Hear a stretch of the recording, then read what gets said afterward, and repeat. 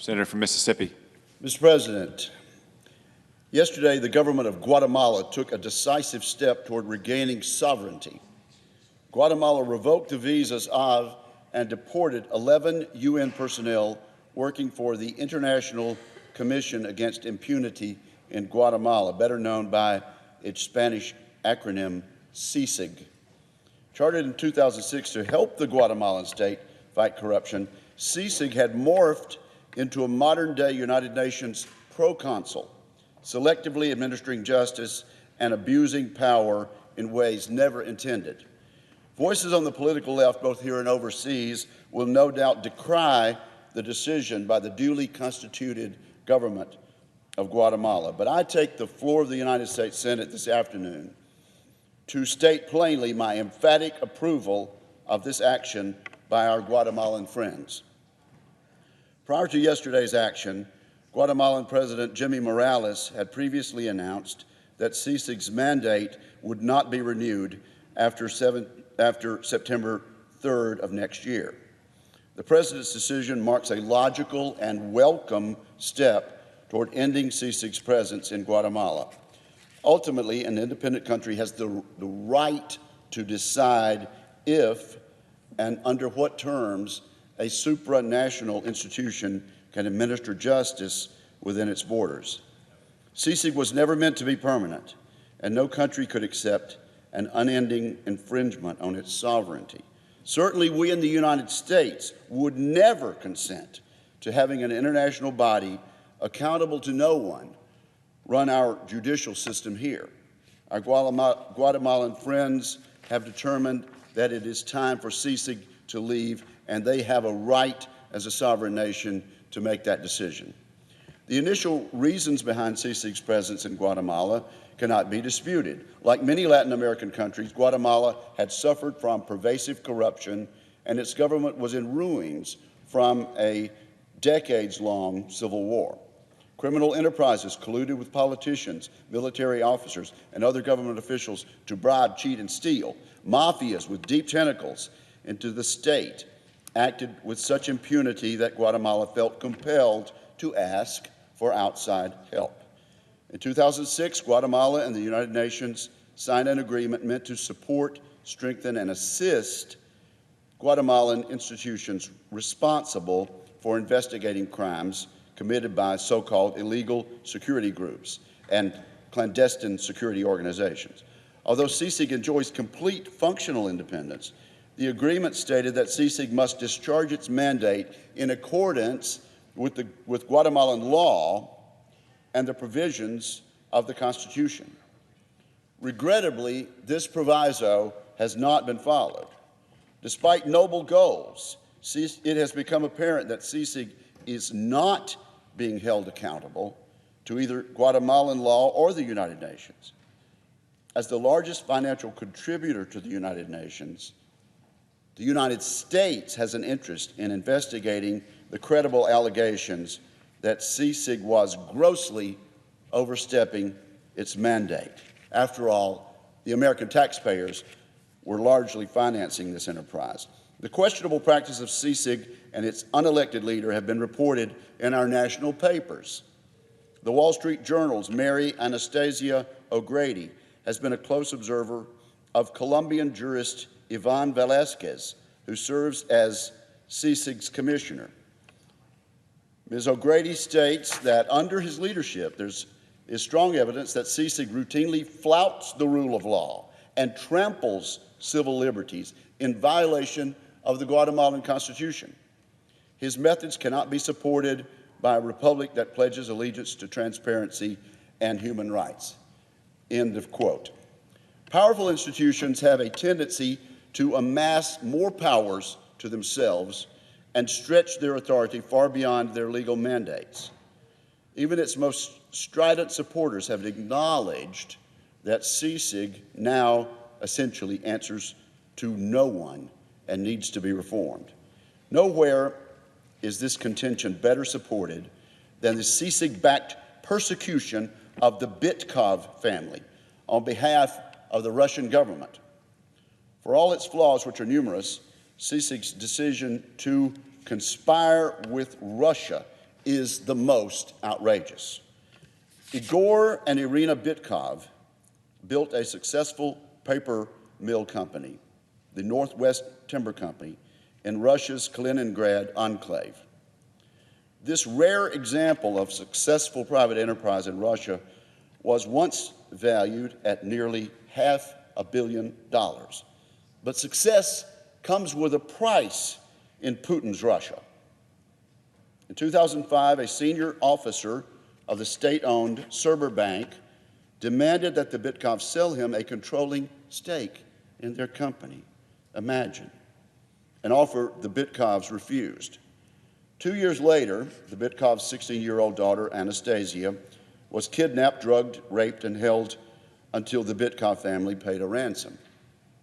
In April 2008, 3 Russian state banks, VTB, Serber Bank, and Gazprom Bank, forced the Bitkovs company into bankruptcy by calling in immediate repayment of nearly $160 million in loans.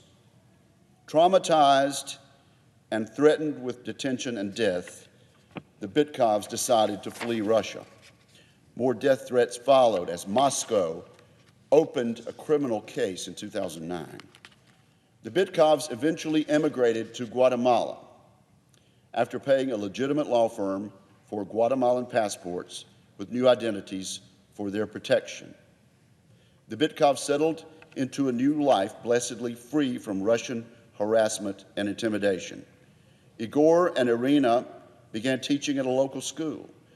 Anastasia began to heal from her ordeal, and a son, Vladimir, was born in 2012. The reprieve was short-lived. VTB, one of the Russian banks, collaborated in 2015 with CICIG and the Guatemalan Attorney General to arrest the Bitkovs for passport violations. Detained in appalling conditions, Anastasia was denied medication and had a nervous breakdown. 3-year-old Vladimir was sent to an orphanage for 42 days without contact with his parents or appointed guardians. Eventually freed by court order, Vladimir returned to his family with an upper respiratory infection, conjunctivitis in both eyes, and clear physical and psychological abuse. This is modern-day CICIG in Guatemala. Under the direction of CICIG, the Bitkovs were sent to trial in February of 2017. The Guatemalan Court of Appeals, however, enjoined the Bitkovs' prosecution, stating that the family was not criminally liable for passport violations. Despite this injunction, a lower court, at the behest of CICIG, went ahead with the case and eventually sentenced Igor Bitkov to 19 years and Irina and Anastasia to 14 years in prison. Let me repeat, 19 years and 14 years for passport violations. Passports that they believe were legitimate based on legal advice they had been given. For infractions that usually are settled with a fine at worst, and all in collaboration with CICIG and the Russian accusers. Following more convoluted legal wrangling, Igor Bitkov was released on house arrest in May. But inexplicably, Irina and Anastasia remained in jail. More injunctions, more appeals, more tortuous legal proceedings. Irina and Anastasia were finally released on bail in mid-June. This is CICIG in Guatemala. Pushed by CICIG, the Constitutional Court, the highest court in Guatemala, ordered a retrial for the Bitkovs, which began last week and supposedly continues. American taxpayers who are footing the bill for CICIG have a right to ask Commissioner Velasquez and his CICIG team, is this the way to fight corruption in Guatemala? In short, CICIG, under the direction of Commissioner Velasquez, has gone from fighting corruption to doing Vladimir Putin's dirty work. going even so far as to persecute victims of corruption like the Bitkovs.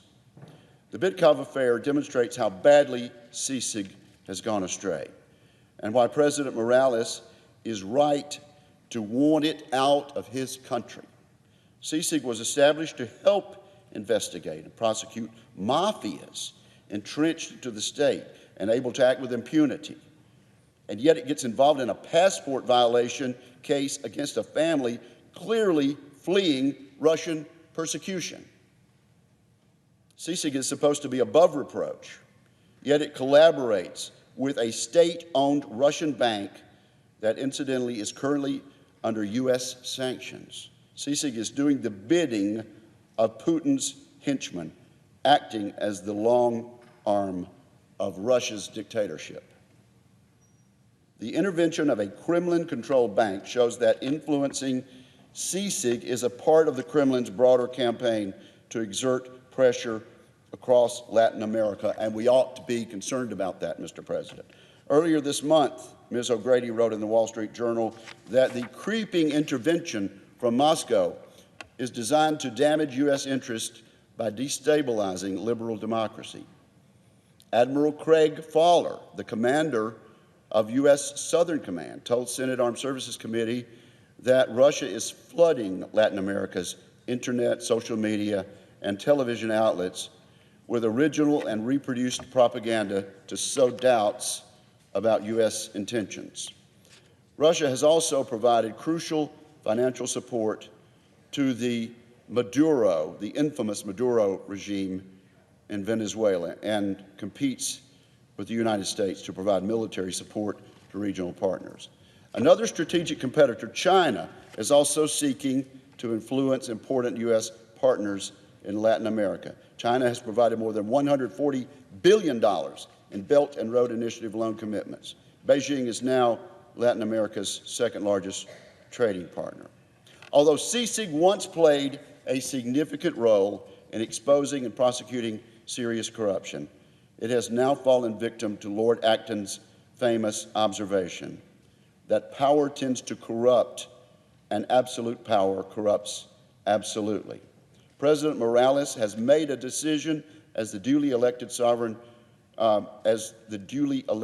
head of a sovereign country that he will no longer tolerate an increasingly neo-colonial force. The United States should stand behind this decision. CICIG was never supposed to stay indefinitely. This move by the Guatemalan government does not absolve its own responsibility to fight corruption. Indeed, we should demand a redoubling of these efforts. As a critical country in the Western Hemisphere, a return to pre-CICIG conditions would be unacceptable. This is the chance for Guatemalans to work toward the justice that CICIG abandoned with its complicity in Moscow's vendetta. This should begin with an end to the Bitkov family's long nightmare. Their ordeal has gone way beyond a miscarriage of justice, and with CICIG gone, Guatemala must do the right thing without further delay or excuse. In conclusion, Mr. President, the duly constituted government of Guatemala has made the right decision and should be congratulated for yesterday's action. The country's leadership took a necessary step in asserting its sovereignty and in ending a dysfunctional relationship with CICIG, a well-intended agency which has exceeded its mandate and outlived whatever usefulness it may initially have had. Thank you, Mr. President, and I yield the floor.